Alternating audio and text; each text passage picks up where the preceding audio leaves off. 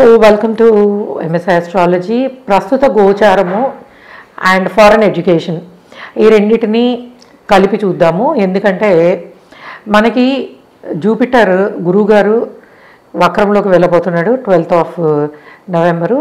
Saturn already వక్రము and అలానే మనకి రాహు కూడా కుంభంలో ట్రాన్సిట్ అవడం చాలా ఇంపార్టెంట్ ట్రాన్సిట్స్. ఇవి దేనికి సంబంధించి ఉన్నత విద్య, విదేశీ ప్రయాణాలు. So foreign education, higher education కోసం ఫారెన్ కంట్రీస్కి వెళ్ళేవాళ్ళు, ఉద్యోగరీత్యా ముఖ్యంగా 70 to 80% ఇప్పుడు జరుగుతున్న అంటే గోచారంలో గురువు గారు మనకు డైరెక్ట్ అవ్వడానికి టైం ఉంది ఇంకాను. సో కాబట్టి ఈ 2-3 నెలలు ఆయన వక్రంలోనే ఉండబోయేది. సో సాటర్న్ డైరెక్ట్ అయినా కూడాను but still natural 9th lord మనకి కాలపురుష చక్రంలో ఒరిజినల్ 9th లార్డ్ జూపిటరే. కాబట్టి గురువు వక్రంలో ఉన్నప్పుడు ఈ శనింట్లోనే రాహు ట్రాన్సిట్ అవుతున్నప్పుడు సాటర్న్ రెట్రోగ్రేడ్లో ఉన్న ఈ కాంబినేషన్స్ అన్నీ కూడాను మనకి ఫారెన్ ఎడ్యుకేషను ముఖ్యంగా మాస్టర్స్ లెవెల్లో సో ఎంఎస్ చేయడానికి, పీజీలు చేయడానికి వెళ్ళే వాళ్ళకి కొన్ని రకాల ఇబ్బందులు ఎదురయ్యే అవకాశం ఉంటుంది. నేను లాస్ట్ 2 months మంత్లీ ప్రిడిక్షన్స్లో కూడా చెప్తున్నాను, హైయర్ ఎడ్యుకేషన్ కోసం వెళ్ళేవాళ్ళు జాగ్రత్త వహించాలి. ఎందుకనంటే వక్రించిన గ్రహాలు ఉన్న కారణంగా రిపీట్ ద సేమ్ ప్రాసెస్. అంటే ఒక యూనివర్సిటీ అనుకుని అది కాక మళ్ళీ మారడము, ప్రయాణం పెట్టుకుని సక్సెస్ కాక వెళ్ళడము, ఒక్కొక్కసారి అక్కడికి వెళ్ళినా వెనక్కి రావడము, ఇలాగా ఫారెన్ ఎడ్యుకేషన్కి సంబంధించి రకరకాల ఇబ్బందులు, అడ్డంకులు ఎదుర్కొనే అవకాశము గోచార రీత్యా కనిపిస్తోంది. ఎందుకంటే న్యాచురల్గానే మనకి గురువుకి విద్యాకారకత్వం ఉంటుంది. ఆయన వక్రించబోతున్నాడు కదా 12 నుంచి.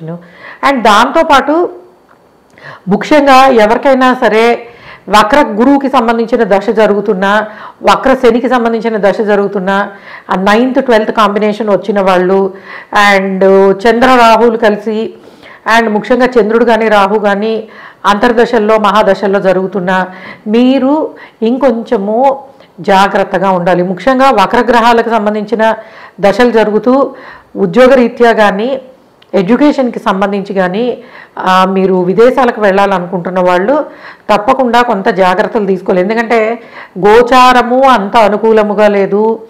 అండ్ మోరోవర్ మనకి మీ జాతక రీత్యా కూడా నేను ఇప్పుడు చెప్పిన పర్టికులర్ అంతర్దశాసు మహాదశాసు ఉన్నట్టయితే ఎఫెక్ట్ అనేది మీ మీద ఇంకొంచెం ఎక్కువ పడే పాసిబిలిటీ ఉంటుంది. ఎందుకంటే మన ఇండియాలో హైయర్ ఎడ్యుకేషన్ కోసము ఫారెన్ వెళ్ళడం అనేది మోస్ట్లీ మన middle class to hire middle class వాళ్ళు చేసేది. ఎఫర్ట్స్ అంటే ఓ జీవితకాలంకి సంబంధించిన ఎఫర్ట్స్ పెడుతూ ఉంటారు.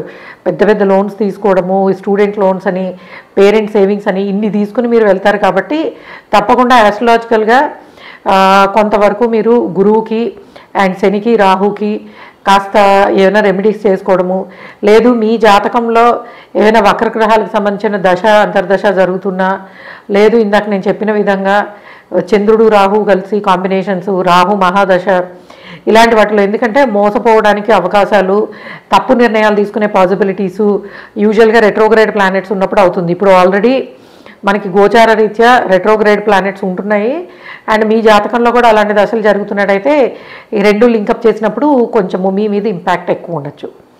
సో ఓకే గైస్, ఇది మీరు ఏంటంటే ఈ 2 months 3 months జాగ్రత్తగా ఉండండి.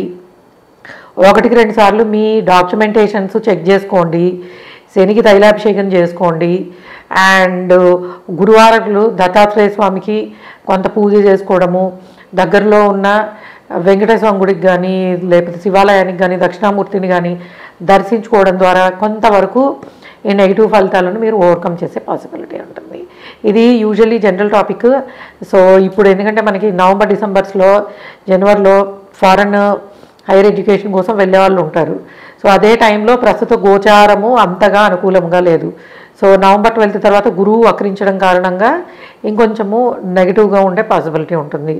సో కాబట్టి తప్పకుండా మీరు కొన్ని ప్రాపర్ రెమెడీస్ చేసుకుని కనుక ప్రయత్నిస్తే సవ్యముగా అన్ని పనులు అవడానికి అవకాశం ఉంటుంది. Okay guys, thanks for listening and please subscribe our channel MS astrology. Bye.